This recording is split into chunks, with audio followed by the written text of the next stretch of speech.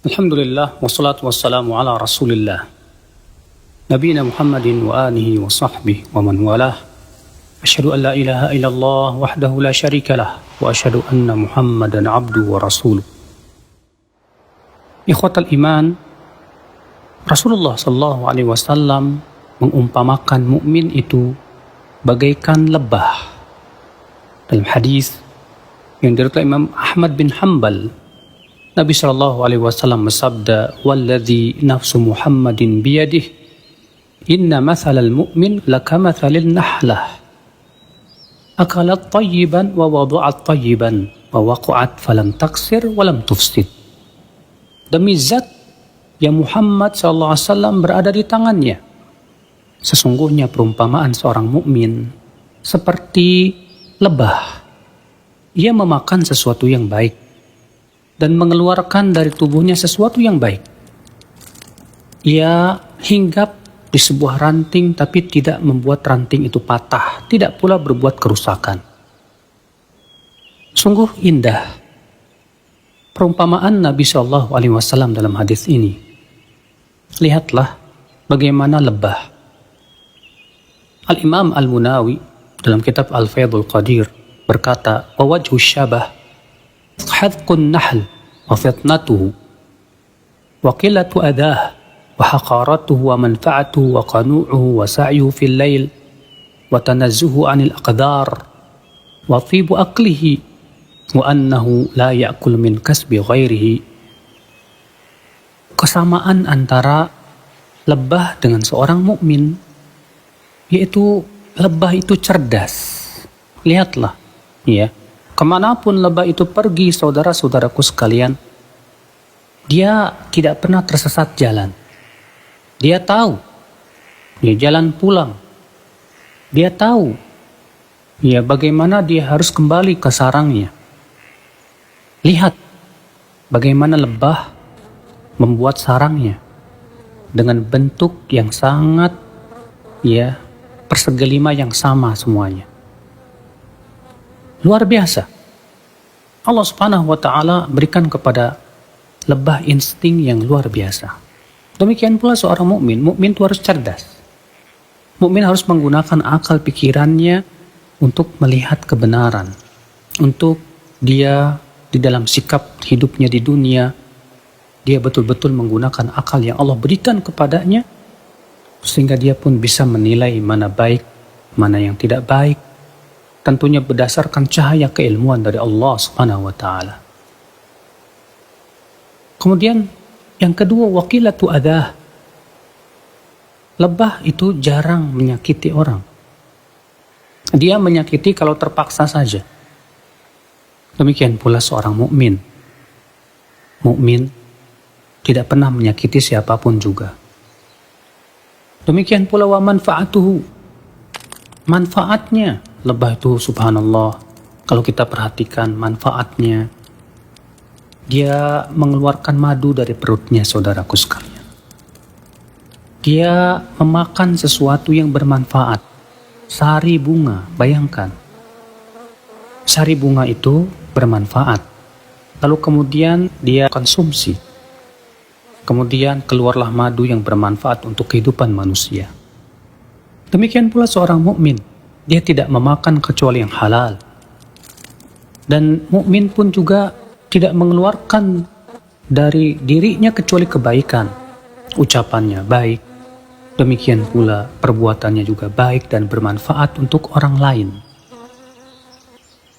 Wa qanu'uhu, kemudian lebah itu sangat qanaah. Dia merasa puas dengan yang ada. Demikian pula seorang mukmin. Dia merasa puas dengan yang ada. Dia tidak punya sifat tamak dan serakah. Dia senantiasa bersyukur dengan apa yang Allah berikan kepadanya. Demikian pula lebah, sa'yuhu fil lail wan nahar. Lebah senantiasa berusaha di waktu malam dan di waktu siang. Tak pernah bermalas-malasan. Mukmin pun demikian. Mukmin tidak lemah. Mukmin bukan orang yang pemalas.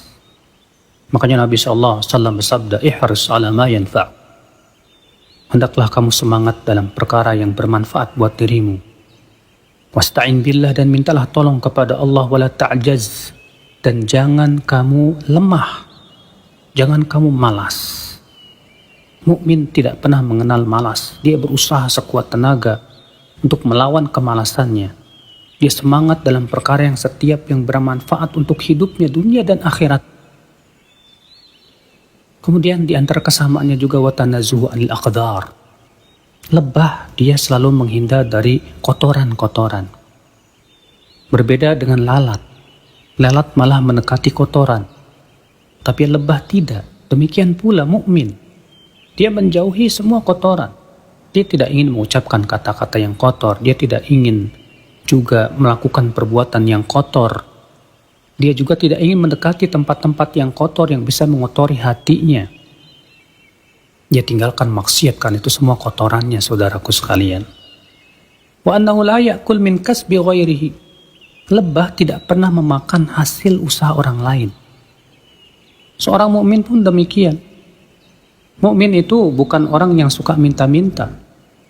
Mukmin itu tangannya selalu di atas, dia berusaha bagaimana dia memberi kepada orang lain. Mukmin itu mencari nafkah.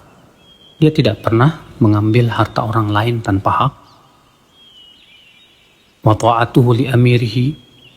Lebah pun juga selalu menaati pemimpinnya. Demikian pula seorang mukmin. Mukmin menaati pemimpinnya dalam perkara yang ma'ruf.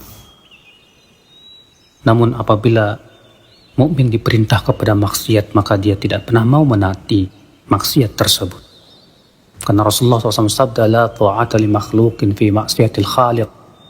Tidak ada ketaatan kepada makhluk untuk memaksiati Allah Subhanahu wa ta'ala. Lebah, saudaraku sekalian, ada penghalang-penghalang yang dia tidak bisa bekerja. Kapan tuh? Bila kegelapan yang sangat, atau mendung, atau angin yang kencang, atau asap, atau air, atau api. Ini semua penghalang-penghalang lebah. Demikian pula mukmin. Ia terhalang oleh kegelapan zulmatul ghaflah. Kegelapan kelalaian, karena kelalaian itu gelap. Kezaliman pun juga gelap. Dia tidak bisa bekerja di saat ada kelalaian. Demikian pula mendung, keraguan pun menyebabkan seorang mukmin juga tidak bisa bekerja. Demikian pula angin yang kencang berupa angin fitnah, asap keharaman, dan api hawa nafsu. Nah, ini juga adalah merupakan perkara yang bisa mencegah seorang mukmin. Demikianlah saudaraku sekalian betapa sangat miripnya lebah itu dengan seorang mukmin. Maka berusahalah kita seperti yang Nabi SAW gambarkan kepada kita, bahwasanya mukmin itu bagaikan lebah. Betapa indahnya seorang mukmin yang bagaikan lebah. Dia tidak pernah berbuat kerusakan. Di mana saja dia berada, dia tidak pernah merusak.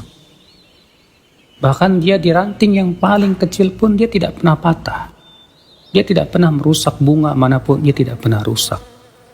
Makanya mukmin tidak pernah berbuat kerusakan di muka bumi. Subhanallah. Betapa indahnya kehidupan bagaikan lebah itu. Semoga kita termasuk orang-orang yang bisa mengamalkan hadis yang agung ini. Wabillahi taufiq. Assalamualaikum warahmatullahi wabarakatuh. Halal Indonesia Expo 2020.